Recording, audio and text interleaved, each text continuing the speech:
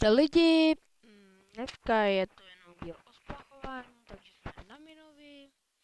Tady jsem se všechno díval, teďkom tady šetřím elíky, teď to není potřeba, protože teď nehraju na topku, ale jdu prodat tady tuhle knihu. Vemu si démonický přívěšek, takže jdem to jenom spláchnout, takže jdeme ještě zkusit arenku, teda nedáme, bohužel, nevadí. A takže ještě mi někdo hacknul účet, takže jsem zmazal, teda resnul heslo, takže jsem přišel úplně tu epickou robu o tu mumii, ale nevadí. Jdeme splachovat, zítra budeme splachovat na Voxíkovi, takže to bude další splachování, taky tam hodím epic, ještě vám teda ukážu, jaký epic. Budu tam ten epic pre už je hodně starý, takže ten budu prodávat. Takže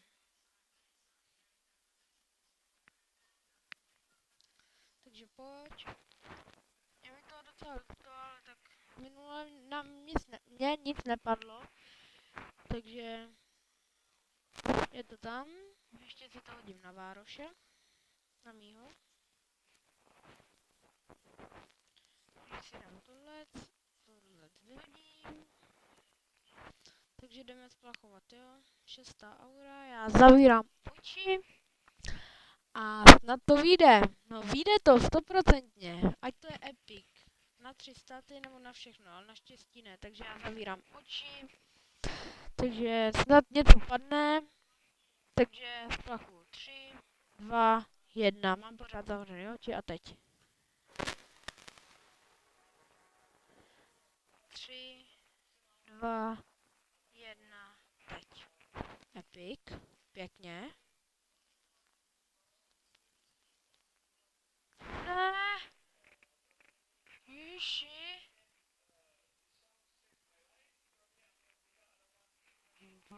Epic naštěstí.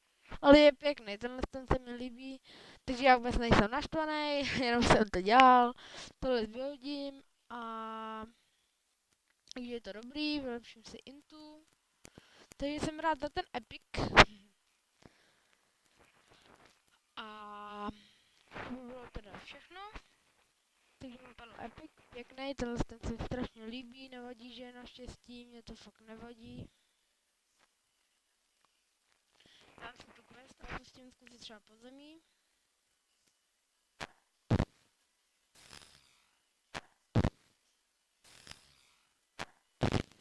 Ale ještě nemám šanci, když teď nemám elíky.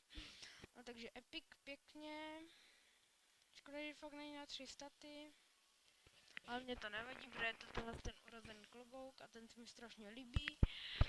Takže se teda mějte a u zítřejšího splachování na Voxíkovi, kde padne epic, jako tady, tak teda mějte se.